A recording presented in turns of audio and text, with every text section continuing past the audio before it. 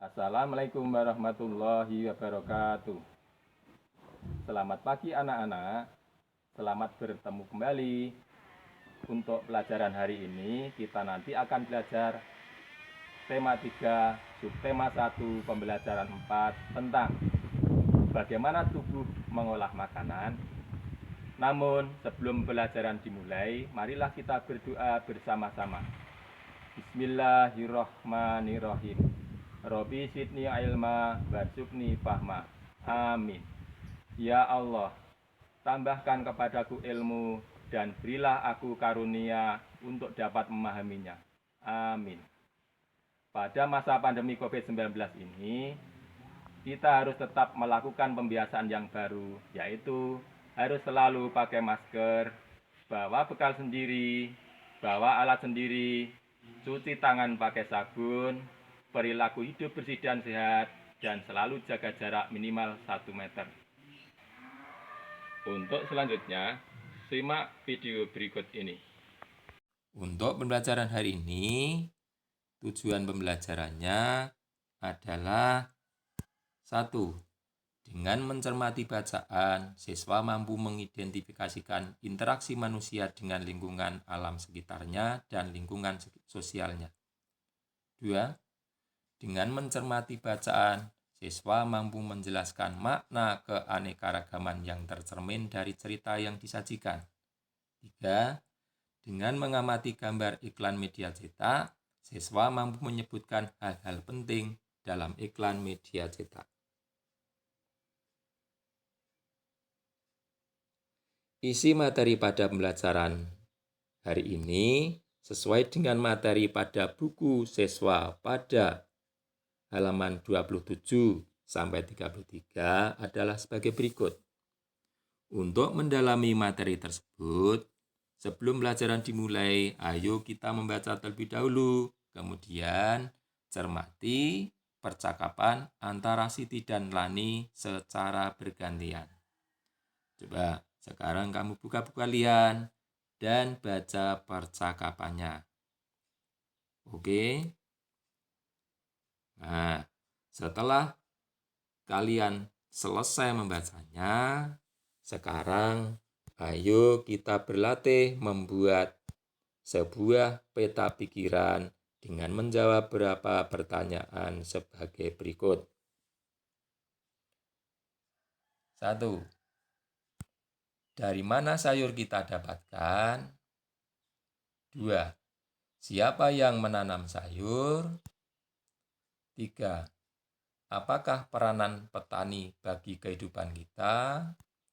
Yang keempat, bagaimana cara petani sayur memanfaatkan lingkungan hidup?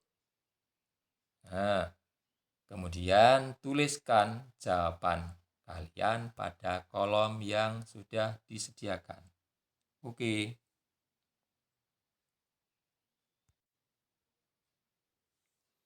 Nah, setelah selesai, mari kita cocokkan bersama-sama. Kalian bisa menyimaknya. Apakah jawaban kalian sudah banyak yang betul atau belum? Nah, nomor 1. Dari mana sayur kita dapatkan? Sayur dapat kita peroleh yaitu dari sumber pertanian, seperti dari kebun, dari sawah, dan juga dapat diperoleh dari rumah. Yang kedua, siapa yang menanam sayur? Yang menanam sayur tentunya adalah petani. Yang ketiga, apakah peranan petani bagi kehidupan kita? Petani sangat penting bagi kehidupan manusia. Hampir semua negara di bagian Asia Tenggara ini potensi ekonominya utamanya adalah pertanian. Para petani dapat menghasilkan makanan pokok sehari-hari yang dapat dikonsumsi dengan sehat. Kemudian yang keempat, bagaimana cara petani sayur itu memanfaatkan lingkungan hidupnya? Nah, para petani dapat memanfaatkan lingkungan hidupnya yaitu dengan menanam biji sayur di tanah yang subur. Nah, mudah kan? Saya kira jawaban anak-anak banyak yang betul. Oke, ya. Sekarang kalau sudah, bisa kita lanjutkan untuk mendalami materi berikutnya. Kalian bisa buka pada buku kalian. Halaman 28, anak akan diperkenalkan tentang tanaman wortel. Coba, mari kita baca bersama-sama. Nah, setelah kalian membaca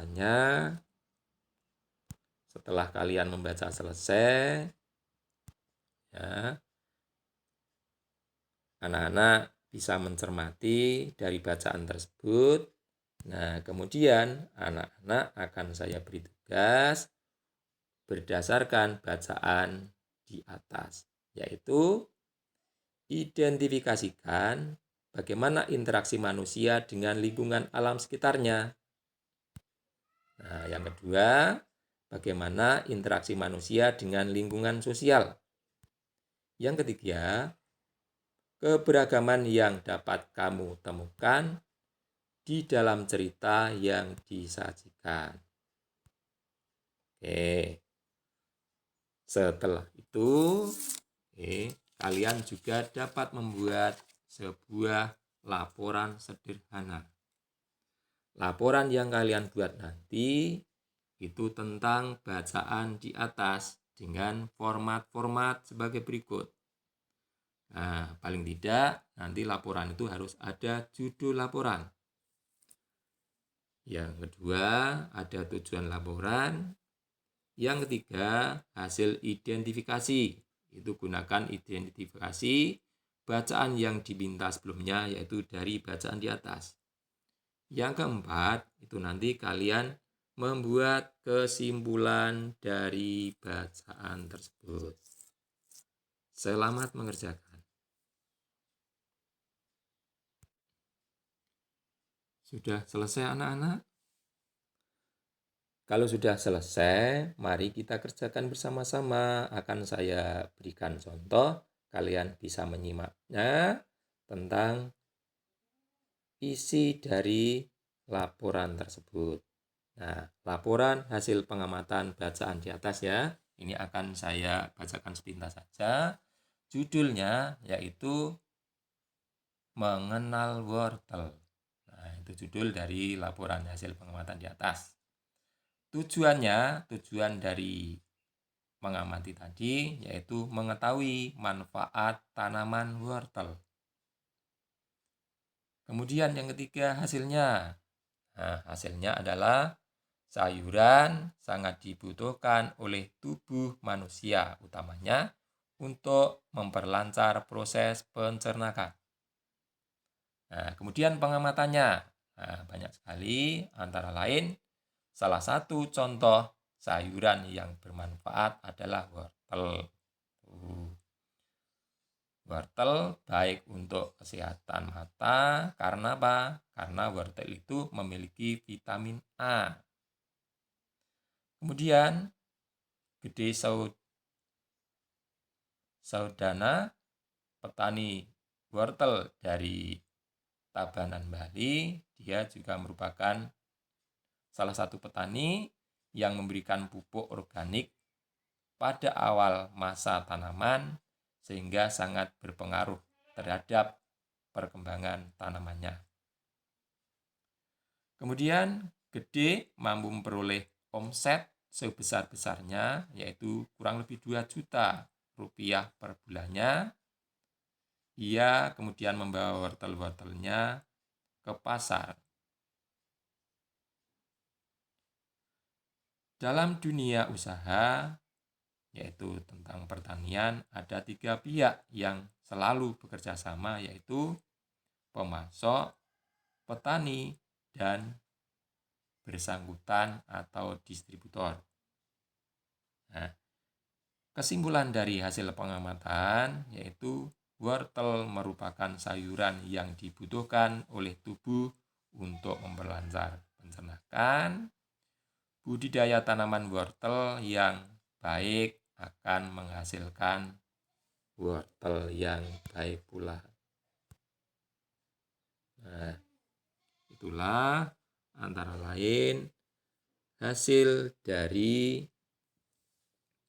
laporan yang bisa dibuat laporan sesuai dengan bacaan di atas.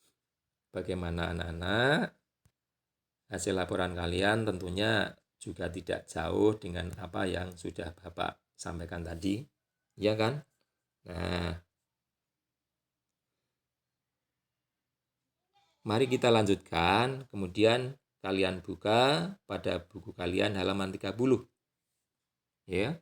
Tapi sebelumnya ayo kita amati ada 2 gambar, yaitu contoh gambar iklan masyarakat yang berkaitan dengan kehidupan bermasyarakat, keberagaman adat istiadat, suku bangsa, dan agama. Nah, tugas kalian nanti amati kedua gambar tersebut, kemudian isi format pada kolom iklan A dan kolom iklan B, yaitu dengan cara memberi penjelasan pada masing-masing kolom yang sudah disediakan tadi. Selamat mengerjakan. Bagaimana anak-anak? Sudah selesai? Kalau sudah selesai, untuk memperjelas isi pesan dari kedua iklan tersebut, mari kita cocokkan bersama-sama, ya. Anak-anak bisa melihatnya. Nah, pada kolom iklan A tadi dituliskan kalimat iklannya. Kalimat iklannya yaitu sebatang lidi jadi kuat bila menjadi sapu. Sebuah bangsa menjadi kuat bila tetap bersatu. Mari bersatu untuk maju. Nah, kata kuncinya yaitu mari bersatu untuk maju. Lalu bagaimana dengan gambarnya? Gambarnya yaitu sudah sesuai dengan iklannya, dengan pesan yang disampaikan dan diilustrasikan dengan sebuah sapu tadi. Meskipun gambarnya kurang menarik, tetapi gambarnya sudah cukup jelas untuk menyampaikan ilustrasi tersebut. Kemudian kolom pada iklan B. Kalimat iklannya yaitu kedamaian ada ketika kita mau menerima perbedaan. Rayakan perbedaan dengan kebersamaan. Kata kuncinya yaitu menerima perbedaan. Bagaimana dengan gambarnya? Gambar pada iklan B sudah sesuai dengan pesan yang disampaikan. Nah, di situ digambarkan tentang perbedaan yang ada, tetapi saling bergandeng tangan menerima perbedaan. Nah, mengenai gambar, saya kira sudah cukup menarik dan sangat jelas sekali. Anak-anak, setelah kita amati kedua iklan tersebut, tentunya kita dapat menyampaikan beberapa pesan, yaitu tentang bersatu dalam keberagaman. Nah, maka dari itu, coba sebelum Bapak mau bertanya mengenai tentang iklan tersebut di atas, ya, apakah gambar sesuai dengan pesan yang disampaikan oleh iklan? Saya kira jawaban tadi di atas sudah, ya, sangat sesuai. Okay. Yang kedua, apakah gambar cukup menarik? Ya, gambar yang B tadi cukup menarik, meskipun yang A tadi tidak menarik, tapi juga sudah bisa menyampaikan pesannya. Yang ketiga, apakah gambar cukup jelas? Nah, saya kira itu sudah cukup jelas ya. Nah, oke. Anak sekalian, nah, untuk selanjutnya, ya, mari kita simak tentang apakah di lingkungan kalian, ya, atau di lingkungan sekolah kalian itu terdapat keberagaman atau perbedaan adat istiadat yang berkaitan dengan gambar di atas. Nah, coba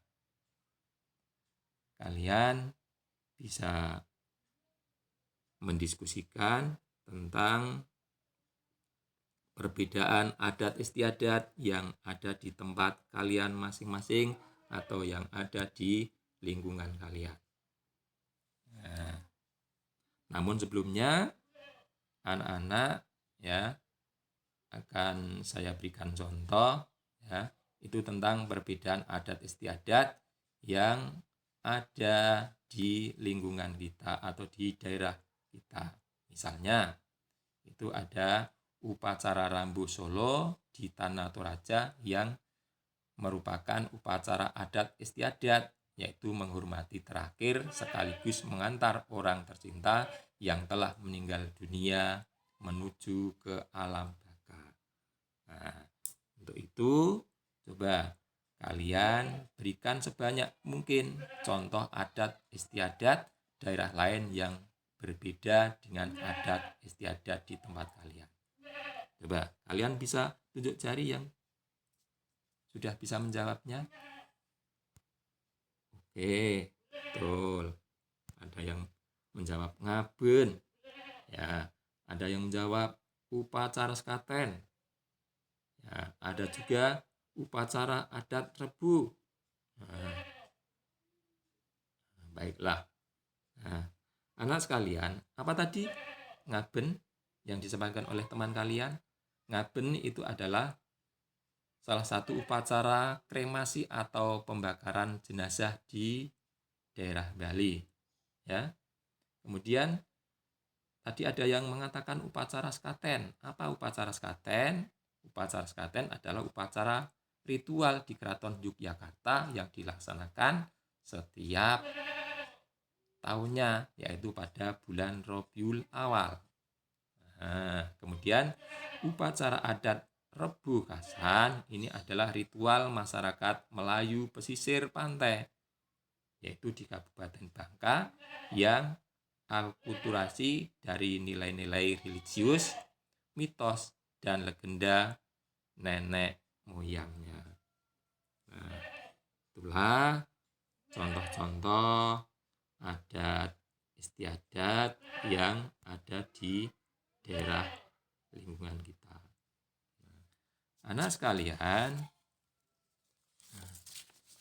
kemudian untuk mengetahui contoh keberagaman adat istiadat di lingkungan sekolah atau di lingkungan daerah kita, sekarang berikan sebanyak-banyaknya contoh adat istiadat di daerah yang lain. Ya, selain yang sudah disampaikan rekan-rekan kalian dan sudah Bapak Guru sampaikan tadi. Ya. Nah, tadi apa? Tadi contohnya adalah ada Ngaben, upacara sekaten. Nah, mungkin kalian bisa mencari contoh-contoh lain yang lebih banyak lagi. Karena negara kita itu negara yang kaya tentang budayanya. Oke? Nah, itulah contoh-contoh keberagaman adat istiadat di daerah lain yang disampaikan oleh teman-teman kalian.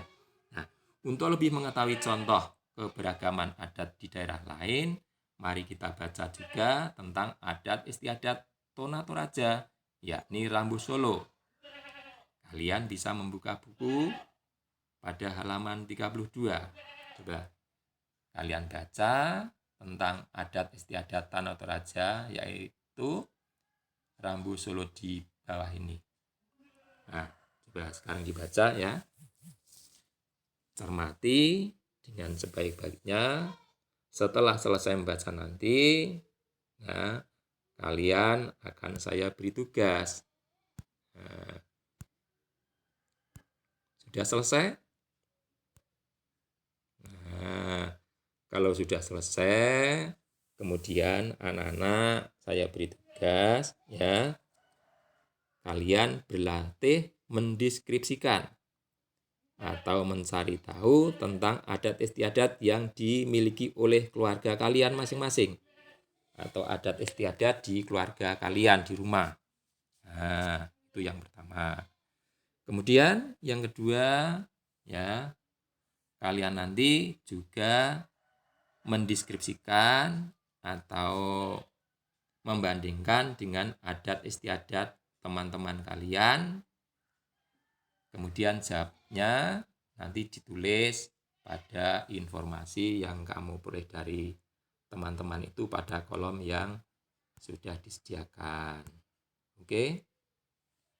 Anak sekalian, ya. Setelah Bapak sampaikan dari depan tadi, tentunya kalian sudah banyak sekali mengenal ya aneka ragam kebudayaan yang ada di negara kita, utamanya adalah tentang adat istiadat atau mungkin tentang agama atau tentang yang lainnya. Nah, untuk itu menurutmu ya, mengapa manusia itu perlu berinteraksi dengan lingkungannya? Apa yang membedakan lingkungan alam dan lingkungan sosial? Mana yang lebih penting untuk kehidupan manusia, lingkungan alam atau lingkungan sosial? Coba kalian bisa jelaskan jawabmu itu, yaitu pada diri kalian masing-masing. Nah, untuk itu, untuk kegiatan akhir ini, tugas kalian nanti yaitu kalian cari contoh iklan, media cetak, atau majalah yang lain atau koran-koran bekas bisa, kemudian tunjukkan iklan tersebut kepada orang tuamu dan mintalah mereka menyebutkan kata kunci dari iklan tersebut. Kemudian berikan pendapatmu tentang jawaban yang diberikan oleh orang tuamu. Jelaskan juga kepada mereka cara menentukan kata kunci dan manfaat kata kunci dalam iklan media cetak. Oke? Baiklah anak-anak, pada akhir pembelajaran ini kita harus tetap semangat belajar meskipun tidak hadir di sekolah ya. Karena situasi kondisi yang baru seperti ini. Sebelum saya akhiri, mari kita bersama-sama berdoa agar pandemi COVID-19 ini segera berakhir dan kita dapat bersama-sama yaitu belajar di sekolah seperti sedia kala. Oke? Salam hangat untuk orang tua kalian. Terima kasih atas bantuan, bimbingan, pendampingan terhadap belajar kalian di rumah masing-masing. Cukup sekian pembelajaran hari ini. Segala kekurangan minta maaf. Wassalamualaikum warahmatullahi wabarakatuh.